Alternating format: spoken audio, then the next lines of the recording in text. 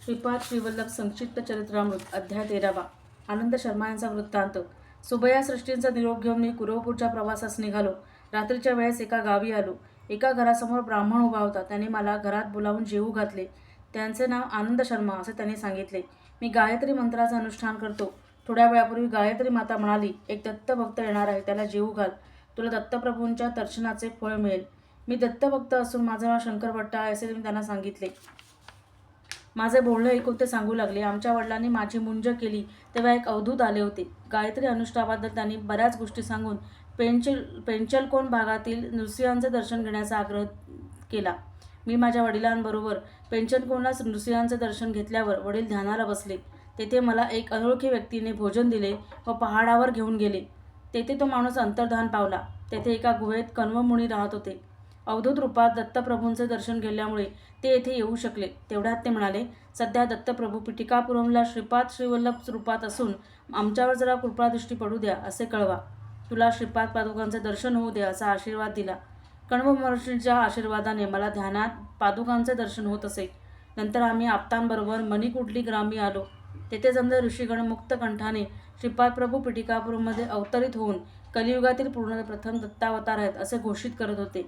मी आनंद शर्मांना गायत्री मंत्रातील रहस्य उलगडून सांगण्याची विनंती केली असता ते म्हणाले, गायत्रीची शक्ती विश्वव्याप्त असून तिच्याशी संबंध प्रस्थापित केले असता तिच्या योगाने भौतिक, मानसिक तसेच आत्म्याशी संबंधित क्षेत्रातील सर्व प्रकारची संपत्ती प्राप्त होऊ शकते.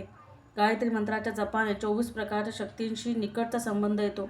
श्रीपाद प्रभू भिक्षेत 2 चपाती मागत ते म्हणत, 2 चपाती देव लक्ष्मी.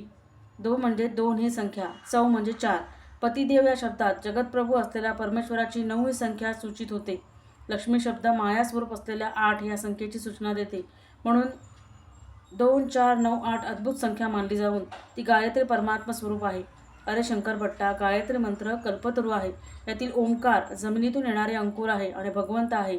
याचे ज्ञान परमेश्वराला निष्ठा ओंकाराच्या उच्चारणाने येते. श्रीपाद श्रीवल्लभ गायत्री स्वरूप आहे. त्यांची आराधना मनोकायाने केल्यास सर्व इच्छा पूर्ण होतात. जीवाची आध्यात्मिक उन्नती गायत्री मातेच्या अनुग्रहाने होते. श्रीपादांच्या चरणश्रितांना इह परलोक दोन्हींचा लाभ होतो. श्रीपाद प्रभू नित्य सत्यवचन बोलत. त्याने उच्चारलेले प्रत्येक वाक्य सत्य होत असे. श्रीपाद प्रभू यांच्या योगशक्तीला बहिर्मुख करून स्त्रीरूपात दर्शन देत असत. श्रीपादांनी सर्वांना आपल्या अद्भुत लीलाशक्तीचे स्वरूप दाखविले. त्यांचा 16व्या वर्षी विवाह करावा अशी इच्छा त्यांच्या मातापित्यांची होती. परंतु जेव्हा अवधूत रूपात दर्शन दिले तेव्हा सांगितले की मी 16 वर्षांचा होईपर्यंत तुमच्याजवळ राहील. विवाह संकल्प केला तर गृहत्याग करून निघून जाईल. त्याप्रमाणे त्यांच्या मनासारखे वागावे. श्रीपादांचा अवतार गणेश चतुर्थीत झाला. लाभ हा गणेशाचा पुत्र. श्रीपादांच्या अवतार कालात त्यांचे आजोबांच्या रूपात जन्मास आले.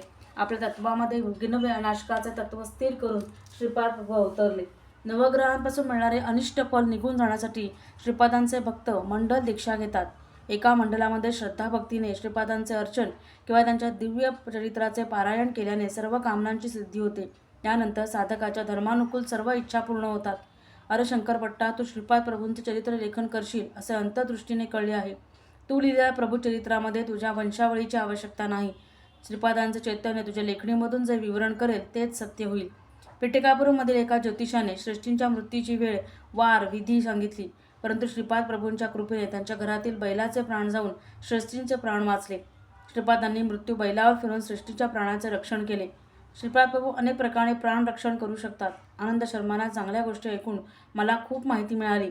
मी सकाळचे अनेक उरकून श्रीपाद प्रभूंच्या दर्शनासाठी कुरवपूरकडे निघालो. श्रीपाद श्रीवल्लभांचा जय जयकार असो. श्री गुरुदेव दत्त.